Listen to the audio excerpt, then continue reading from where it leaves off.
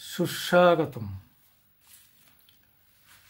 আজকে ডিসেম্বরের 22-23 তারিখ হবে আর কি, অর্থাৎ 24 যাওয়ার পথে, প্রায় চলে যাওয়ার পথে আর কি। তাহলে এখন কথা হচ্ছে অ্যাসেম্বলি নির্বাচন ওয়েস্ট বেঙ্গলে হতে আর কতদিন আছে? 25-26 মার্চ, অর্থাৎ 12 আর 5 17 মাস। দেড় বছরও পুরো নয়, 1.5 বছরেরও কম। এর আগে 25-এর মানে হয়তো দিল্লিতে অ্যাসেম্বলির নির্বাচনটা হবে, এছাড়া আর উল্লেখযোগ্য 25-এ কিছু নেই। এখন টার্গেট 26। তো টার্গেট 26-এ কোথায় কোথায় হবে? ওয়েস্ট বেঙ্গল, যেখানে ক্ষমতায় এখন তৃণমূল কংগ্রেস তথা মমতা বন্দ্যোপাধ্যায়। মমতা বন্দ্যোপাধ্যায় বললেই যথেষ্ট, তিনি পার্টি, তিনি সব, তার মুখ দেখে লোক ভোট দেয়। আসামে বিজেপি আছে,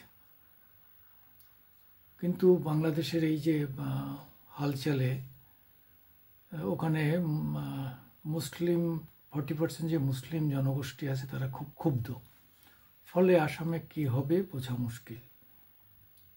ওয়েস্ট বেঙ্গলেও কিছুটা প্রভাব পড়েছে ঠিকই, এখানকার হিন্দুরাও মানসিকভাবে ক্ষুব্ধ। তবুও আসলে ওয়েস্ট বেঙ্গলে আমরা দেখেছি তৃণমূলের ভোট ব্যাংকটা হচ্ছে মুসলিম ভোট ব্যাংক, সেটা ঠিক থাকলে বাকিটা এসে যায়।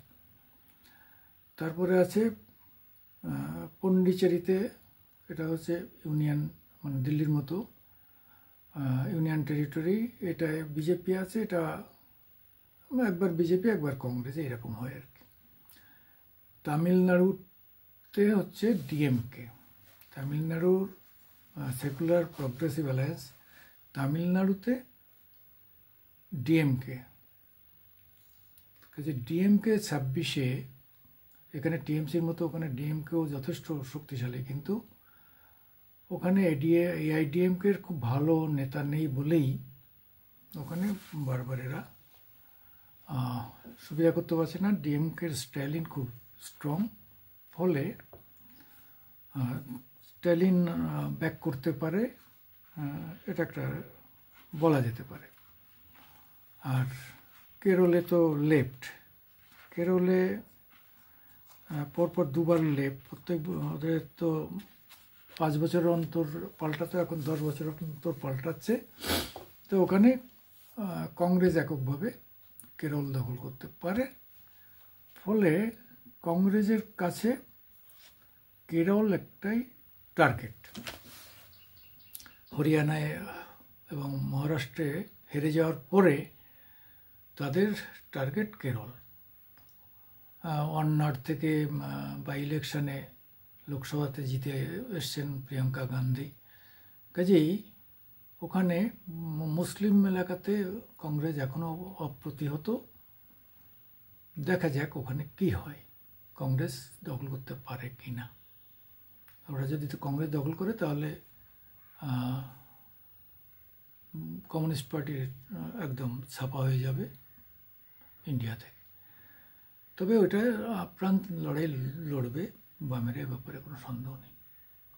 যাই হোক, আসল কথা হচ্ছে যে ওয়েস্ট বেঙ্গলে আমার যে ধারণা, এবং অনেকেরই তাতে সহমত আছে, যে মমতা ব্যানার্জি কিন্তু লোকসভা নির্বাচনের পরেই শুরু করে দিয়েছেন তার আগামী অ্যাসেম্বলি ইলেকশনের কাজ কারবার। এবং সেটা করতে গিয়ে তিনি দেখেছেন যে শহরাঞ্চলে তার ভোট ব্যাংকের ধস নেমেছে। ধস বলবো কি, ভোট ব্যাংক মানে সন্তোষজনক হয়নি। সব জায়গায় হেরে গেছেন এটা বলা যাবে না, সন্তোষজনক হয়নি। আর একটা জিনিস তার ভেরি রিসেন্টলি হচ্ছে যে দলে উপদল, একটা অংশ উপদল তৈরি করার জন্য খুব চেঁচামেচি করছে। তার মধ্যে হুমায়ুন কবির যে সব থেকে প্রকাশ্যে ভোকাল হয়েছে, কিন্তু অনেকেই পিছন থেকে এই হুমায়ুন কবিরদের এগিয়ে দিচ্ছেন, এ ব্যাপারে কোনো সন্দেহ নেই। এটা এটা একটা মানে দলের গঠনতন মানে সংগঠনে এটা একটা লুজনেস বলা চলে, এটা ঢিলে ভাব বলা চলে।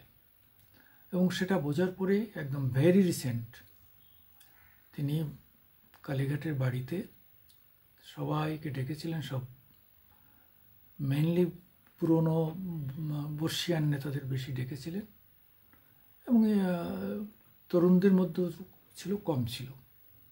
এবং সেখানে তিনি পরিষ্কার বলে দিয়েছেন যে দল আর আমি এক, এখানে অন্য কারুর কোনো কিছু চলবে না, আমি যেভাবে দল চালাবো সেইভাবে দলকে চলতে হবে, এখানে অন্য কোনো তৃতীয় বা দ্বিতীয় কোনো কি বলবো পাওয়ার সেন্টার নেই। সেই মানে ইন্দিরা গান্ধীর আমলে তার ছেলে সঞ্জয় যেমন পাওয়ার সেন্টার হয়ে উঠেছিলেন এবং তার পরিণতি খুবই খারাপ হয়েছিল, সেইরূপ মমতা ব্যানার্জি কংগ্রেস থেকে এসেছেন এবং ইন্দিরার খুবই স্নেহধন্য ছিলেন, ইন্দিরা, রাজীব এবং সোনিয়া গান্ধী পর্যন্ত। এখন সোনিয়া গান্ধীকে তিনি আর অতটা করেন না, কারণ হচ্ছে সোনিয়ার থেকে তিনি অনেক বেশি প্রবুদ্ধ রাজনীতিবিদ। আজকে সারা ভারতবর্ষে যদি আপনি বলেন যে মমতা বন্দ্যোপাধ্যায়ের সমসাময়িক রাজনীতি করার কারই আছে, আমি সরকারি দলের কথা বলছি না, বেশ মানে যারা বিরোধী দল আছেন, তার মতো একমাত্র একজনই আছেন, সেটা হচ্ছে কেসে, সেটা হচ্ছে যে শারদ পাওয়ার। কিন্তু শারদ পাওয়ার পরম সুবিধাবাদী নেতা হিসাবে তিনি বিশ্বাসযোগ্যতা হারিয়ে ফেলেছেন। বিরোধীরা তাকে বিশ্বাস করে না। তার মেয়ে সুপ্রিয়া সুলেকে যদি এখনই কেন্দ্রে একটা মন্ত্রিত্ব দিয়ে দেয় বিজেপি, তিনি বিজেপির দিকে হাত তুলে দেবেন, এটা অনেকেই বিশ্বাস করেন। তাহলে আর কে আছে বিরোধী রাজনীতিতে?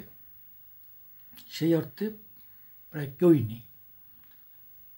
তার সমান প্রাজ্ঞ সেই 1984 থেকে রাজনীতি করা, কেন্দ্রে অনেকবার মন্ত্রী হওয়া, সারা ভারতবর্ষে যাকে চেনে সে হচ্ছে মমতা ব্যানার্জি। বিরোধী দলের এই মুখ, আমি 3 বছর আগে একটা লিখেছিলাম যে বিকল্প হচ্ছে মমতা ব্যানার্জি।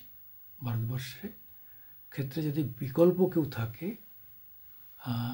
সেটা বিজেপির হতে পারে, কংগ্রেসের হতে পারে, জাতীয় দলের ক্ষেত্রে তাদের যদি বিকল্প কেউ থাকে সেটা হচ্ছে মমতা ব্যানার্জি। নির্বিকল্প হচ্ছে মমতা ব্যানার্জি, তিনিই বিকল্প। তা কথাগুলো যে এতকাল পরে আস্তে আস্তে সেটা ফলছে, সেটা যে সত্যে রূপান্তরিত হচ্ছে, ব্যাপারে কোনো সন্দেহ নেই। তাই আমার মনে হচ্ছে যে আমি মানে প্রথমেই লোকসভার পরে আমি একটা একদম পরপরই ভিডিও করেছিলাম, তাতে আমি বলেছিলাম যে 2026-এ 250 সিট মমতা পাবে, 235 পর্যন্ত, 246 পর্যন্ত একবার, 235 বুদ্ধবাবুর আমলে, একবার 246 সম্ভবত জ্যোতি বসুর আমলে বামফ্রন্ট পেয়েছিল, সেটাই হাইয়েস্ট, মানে 246 হাইয়েস্ট সরকারি দলের বা ফ্রন্টের। আর এখানে মমতার দল একা পাবে 200-250টা, যেটা রেকর্ড হবে ওয়েস্ট বেঙ্গলের ক্ষেত্রে, বিশ্ব রেকর্ড হবে। কারণ হচ্ছে কোনো একক দল এত সিট কখনো পায়নি। সে মানে 1935 থেকে, মানে স্বাধীনতার আগের থেকে, তখন অ্যাসেম্বলি কাউন্সিল হতো, সেই থেকে পর্যন্ত অ্যাসেম্বলি নির্বাচন যা হয়েছে তাতে অন্য কোনো দল এককভাবে এত সিট পায়নি। মমতা যেভাবে এগোচ্ছেন, এইভাবে যদি তিনি একক হাতে দল দলটাকে চালিয়ে নিয়ে যেতে পারেন এবং দলের মধ্যে এই সমস্ত সুবিধাবাদী অংশগুলোকে যদি আইডেন্টিফাই করতে পারেন, তাহলে আমি নিশ্চিত যে তিনি 250 সিট পাবেন। এ ব্যাপারে আমার ধারণা যে একদম নিশ্চিত এটা হবেই।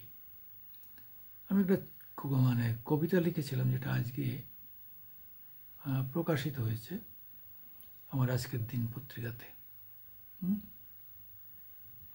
সেটা আমি একটু পড়ে শোনাতে চাই আপনাদের, যদি সময় থাকে আপনারা একটু শুনবেন। যদিও অনেকে কবিতা পছন্দ করেন না, আবার অনেকে খুবই পছন্দ করেন। যাই হোক, কে কি চায় তা বোঝা বড় দায়, যার বিকল্প নেই সারা দেশে তার বিকল্প খোঁজে বাংলায় বসে, যিনি নির্বিকল্প বিকল্প ভারতে এই রাজ্যে তার বিকল্প সন্ধান করতে সাহস দেখায়।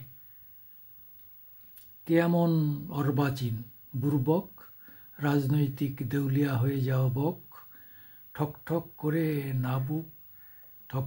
না বুক উজবুক। কোন সুখ চায় হাম্মকের দল, মূর্খতা না বদমায়েশি বলা বড় কঠিন। নির্বোধ বোকাশোকা বিবেকবিহীন, যিনি স্বাভাবিক উত্তরাধিকার তার কেন এত তাড়াহুড়ো দরকার। সেই সে পঞ্চমীর রাত থেকে মানসিকভাবে আলাদা হতে থাকে।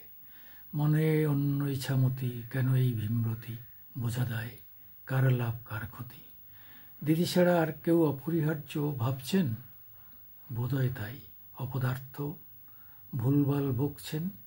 নিয়ম মেনে সব নিশ্চিত করেছেন দলনেত্রী। উচ্চাভিলাষী নেতাদের তিনি কর্মদাত্রী। কেউ চান মেয়র হতে, কেউ চান মন্ত্রী, কেউ চান তার লোকই নেতা থেকে সন্ত্রী। তারাই জটিলতা করছেন সরবত। 1.5 বছর পরে হবে বিধানসভার ভোট, এই ভোটে টিকিট নিয়ে চলবে যে ঘোট। দিদি এবার আরও কঠোর প্রার্থী বাছাই, যা করা করবেন দলনেত্রী একাই। তিনি জানেন বিরোধীদের অস্তিত্ব নেই, টিকিট না পেলে দলে ঘোটলা নেই। গোষ্ঠীবাজি করার খুব সুযোগও নেই, দলকে ব্ল্যাকমেল হারিয়েছে খেই। তাই নেত্রী অত্যন্ত কঠোর শৃঙ্খলার রাশ টেনে সততা ও কর্মীদের ভার দিতে চাইছেন। নেই কোনো শিথিলতা, দুর্নীতির ছায়া তো মারানো চলবে না, একমাত্র নেত্রীর কথাই তো শেষ। বিরোধীরা তার নামে হবেই নিকেশ, জীবন বিপন্ন করে গড়েছেন দল, দুর্নীতির সঙ্গে আপোষহীন অবিচল। সততার প্রতীক তিনি জানেন বঙ্গজন, শারদা মা সরস্বতী যার সহায় হন। যার হাতে কলম তুলি বিনা পানি, যার হাতে কলম তুলি কণ্ঠে বিনা পানি, আজ সেই প্রিয় দলকে বদনাম করে সাধ্যকার মমতার ভুলভ্রান্তি ধরে। অস্তিত্বহীন এক সাম্প্রদায়িক দল করতে চায় সোনার বাংলা দখল, একাই তিনি তাদের করেন নির্মূল। স্মরণ থাকতে যে তারা করবে না ভুল, এহেন দেবীর চরণ ছেড়ে কেউ যায়, তাকে দুর্ভাগা ছাড়া কি বা বলা যায়। আপনারা সহমত নাও হতে পারেন, আমার যেটা মনে হয়েছে, আমি দীর্ঘ 2006 থেকে মমতার পক্ষে কাজ করে আসছি। কারণ হচ্ছে বামফ্রন্টের যে ভয়ঙ্কর অত্যাচার, মানুষের মধ্যে বিভেদ, পরিবারের মধ্যে বিভেদ, হিংসার মায়াজাল, 56,000 মানুষকে খুন করার যে ভয়ঙ্কর রূপ আমরা দেখেছি। থানার ওসির থেকে ব্রাঞ্চ কমিটি বা অঞ্চল কমিটির সম্পাদকই ছিল বড়, তারাই যা বলবে সেটাই ছিল থানা।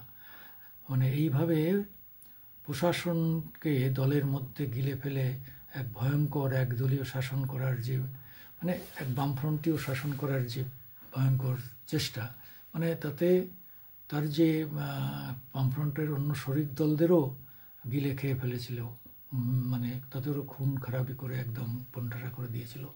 এই ভয়ঙ্কর বামফ্রন্টকে হটিয়ে যিনি এসেছেন, নিজের একক ইমেজে একক প্রচেষ্টায় মার খেয়েছেন, মৃত্যুর মুখে ঠেলে বারবার পড়েছেন, মেরে ফেলার চক্রান্ত হয়েছে, তবুও সেই মহিলাই আজকে নন্দীগ্রামের সিঙ্গুরের চাষিদের পাশে দাঁড়িয়ে তিনি লড়াই করে আজকে এই জায়গায় এসছেন, তাই আমাদের সমর্থন তার পক্ষে। আমি সুকুমার দেবনাথ। আমার আজকের দিন টিভিতে আপনারা দয়া করে একটু সাপোর্ট দেবেন। নমস্কার, আদাব, সত শ্রী অকাল।